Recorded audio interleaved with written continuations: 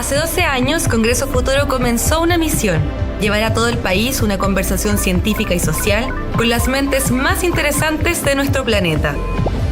Y hoy, cuando aún desconocemos los alcances de la inteligencia artificial, nos invita a reflexionar sobre cómo puede afectar o beneficiar nuestra evolución. Y ahora, ¿qué hacemos?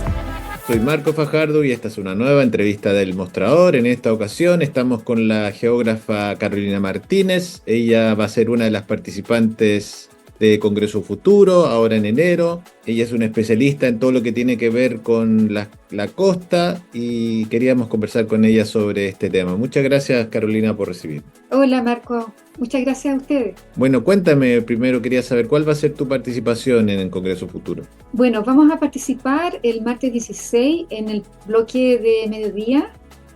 con una temática sobre problemas en la costa. Yo inicio el bloque que se va a compartir con otros colegas que van a hablar de distintas aristas respecto de las problemáticas, principalmente de antropización en la costa. De alguna manera se reflexiona sobre la intensidad de los procesos de ocupación, de urbanización, la manera en la cual hemos estado ocupando estos territorios sin considerar la dinámica y la naturaleza frágil que estos tienen, pensando también en los desafíos de cambio climático. ¿Cuál es el estado actual de la situación, podríamos decir, tomando en cuenta que Chile es un país que tiene 4.000 kilómetros de costa? No sé cuál ha sido también la relación histórica con esta área. Bueno, hemos estado haciendo diagnósticos científicos para establecer y contar cómo ha cambiado la costa en los últimos 30 o 40 años, principalmente considerando estas tremendas dinámicas de urbanización, pero también porque hemos ido ocupando sin un conocimiento integrado respecto de la complejidad que es el territorio costero. Esta falta de visión sistémica de una costa que se articula con las cuencas, que recibe también afectaciones de la cuenca del Pacífico, que también se relaciona con una herencia paleogeomorfológica heredada de la tectónica, pero también de cambios del nivel del mar, ha sido de alguna manera simplificada o no considerada para poder orientar la toma de decisiones y principalmente en las formas de ocupación. Entonces nos encontramos ahora que tenemos una costa que pierde de manera importante sus ecosistemas marino-costeros. Hay una pérdida principalmente de la superficie de los humedales, pero no solamente de ellos, sino que también de los campos dunares. Nuestras playas están retrocediendo a una tasa jamás antes nunca vista. También hemos estado viendo cambios muy drásticos en la dinámica de los ríos, inundaciones por un lado, con una intensidad que tampoco es el promedio de lo que nosotros vemos año a año, y también unos eventos extremos que llegaron para quedarse, como marejadas, como esta misma erosión costera que tiene varias causas, pero también trombas marinas. Hemos estado viendo huracanes también en otros lugares de la costa, y también cambios bruscos de islas de calor y en relación con las temperaturas que tenemos entre estaciones. Entonces es un escenario complejo, pensando en que estos eventos extremos van a ser más agresivos o quizás más intensos en las siguientes décadas, y que también tenemos una naturaleza de nuestra costa que es bastante particular, donde se asocian a la zona de subducción bastantes amenazas naturales que son recurrentes. Por ejemplo, el terremoto generando tsunami, pero a la vez también el terremoto generando remociones en masa, liquefacción y otros tipos de derivadas, digamos, del evento sísmico, que es muy complejo también establecer cómo esto va a dialogar con escenarios más agresivos de cambio climático. Es decir, el escenario que tenemos para las siguientes décadas y aún así para los siguientes años es de muy alta incertidumbre. Y por eso tenemos que poner mucho conocimiento científico, pero desde una visión integrada, desde la interdisciplina y también desde la transdisciplina, al servicio de la toma de decisiones para generar formas de vida más armónicas y también propender a alcanzar estos objetivos de desarrollo sostenible que están enfocados a la mayor parte de los países del mundo. Actualmente, ¿cuál es la normativa existente para lidiar con todo lo que son las zonas costeras? Bueno, lamentablemente en Chile no tenemos una política pública que considere esta singularidad que tiene la costa chilena. No hay un ordenamiento territorial específico que permita compatibilizar los usos y especialmente consensuarlos. Pensando en este diagnóstico que ya comentabas, es bastante negativo en relación con el apremio que tenemos para reaccionar y adaptarnos pronto a esta afectación de eventos extremos que en su conjunto generan obstáculos para tener una costa protegida.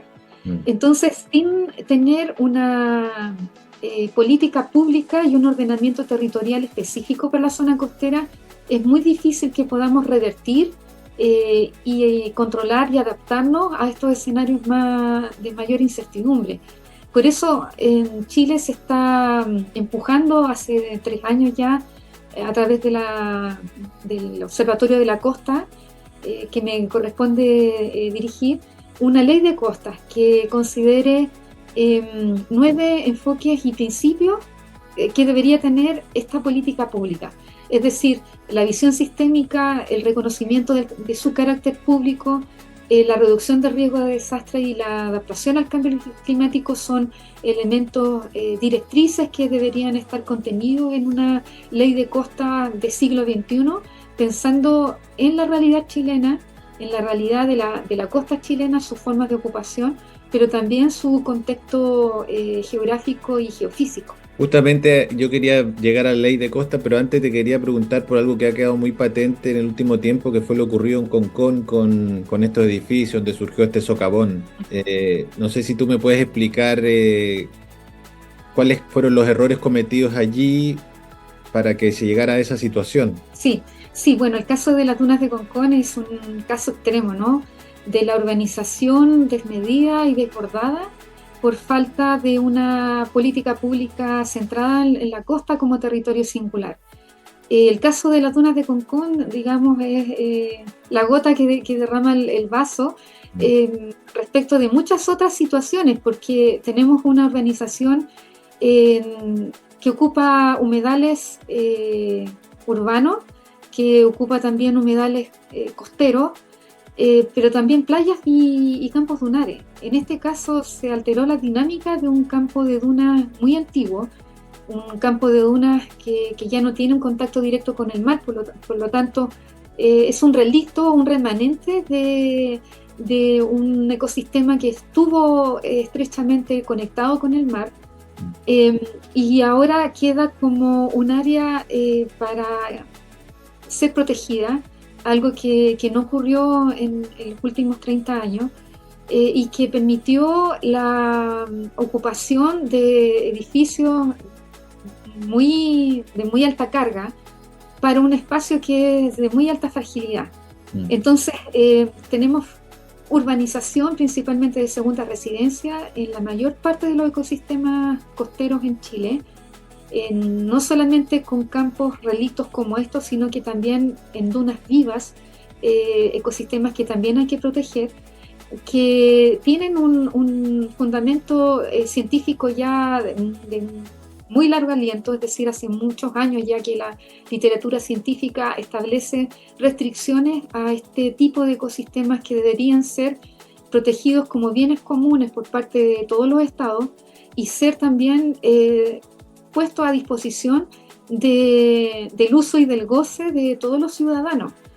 A eso me refiero con el carácter público y el dominio público, donde la mayor parte de los países con modelos de gobernanza exitosos en la costa protegen la interacción entre la playa, el campo dunar y las desembocaduras, principalmente los humedales costeros, porque forman un sistema interconectado y porque afectando uno se afecta también el otro. Y esto es lo que está pasando también en las playas chilenas, al tener un 86%, por ejemplo, de nuestras playas entre Arica y Puerto Montt, tienen una erosión antes jamás vista, con tasas altísimas que no son familiares para nosotros, pero nuestras playas están retrocediendo más de 1 metro para los últimos 15, 20 años, y es una tasa altísima considerando que son litorales muy angostos, son playas muy pequeñas en comparación con otras del mundo, y que además tienen y albergan campos dunares. Entonces es la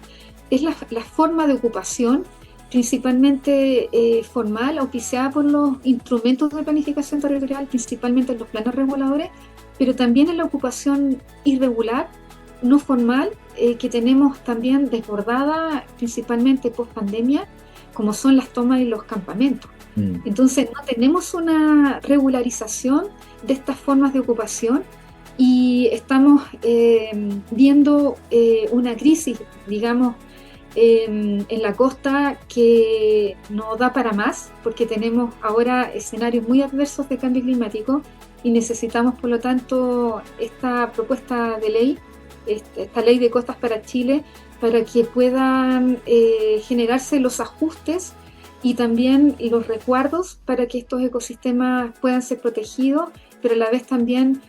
buscar coherencias sobre su dinámica y no degradarlos y no perderlos por esta falta de política pública. Justamente para cerrar te quería preguntar, yo sé que tú has sido una de las impulsadoras de esta ley de costas, ¿cuál es el estado actual de este proyecto y cuáles son tus expectativas, si hay algún horizonte temporal de su probable aprobación? Bueno, hicimos una propuesta de ley de costas que se entregó al Ministerio de Bienes Nacionales el año pasado. En el Observatorio de la Costa hicimos un trabajo de casi 3 años de estudios comparados de leyes que hay en el mundo, de casos exitosos y no exitosos, y eso se pasó a policy paper que fueron publicados por CIGIDEN, pero también escribimos un libro blanco de la ley de costas que se entregó también el año pasado a la sociedad en general. Particularmente se hizo un lanzamiento en el Congreso Nacional en diciembre del año pasado, y que es un libro que cuenta cómo esta costa ha cambiado en los últimos 40 años y cuáles son los argumentos técnicos científicos que permiten defender esta idea de ley de costas para Chile. Y también se ingresó a través de parlamentarios una moción de la ley de costas a la Comisión de Medio Ambiente del Senado en noviembre del año pasado, y esta moción, bueno, hasta la fecha ha estado muy estática, ha tenido muy poca discusión, que era lo que se esperaba hacer dentro del Parlamento, y han pasado casos como las inundaciones de los ríos andinos por efecto del fenómeno ENSO este año, que provocó gran afectación en ciudades costeras. Hemos estado viendo cómo retroceden también nuestras playas, cómo se proliferan también de bloom de algas, como es el caso de algarrobo, o cómo se exponen, por ejemplo, a niños a daños provocados por marejadas u otros fenómenos en la playa de Cartagena, donde se instalan, por ejemplo, juegos o canchas de pádel, por ejemplo, en Reñaca, o cómo proliferan, por ejemplo, las tomas y los campamentos durante el verano. Y el caso, como ya comentábamos, de las dunas de Concón, que representa ya un colapso, digamos, de la falta de ordenamiento territorial y un dejar hacer desmedido en ecosistemas que deberían ser protegidos para las futuras generaciones, y porque están llamados también a hacer procesos adaptativos desde la naturaleza frente a eventos extremos del cambio climático. Es mucha la pérdida que se provoca sin esta política pública, y este dejar hacer, además de exponer vidas humanas a grandes desastres, hace que también tengamos muchas limitaciones para adaptarnos al cambio climático. Entonces, en síntesis, tenemos una moción ingresada desde el año pasado al Parlamento que no ha sido suficientemente discutida, que no ha tenido un movimiento que nosotros esperábamos se tuviera, cuando hay mucha argumentación desde la ciencia por apuntar a estos cambios, y también mucho apoyo desde la ciudadanía. Cuando nosotros socializamos esta propuesta de ley con los territorios y con las comunidades en la costa, hay mucho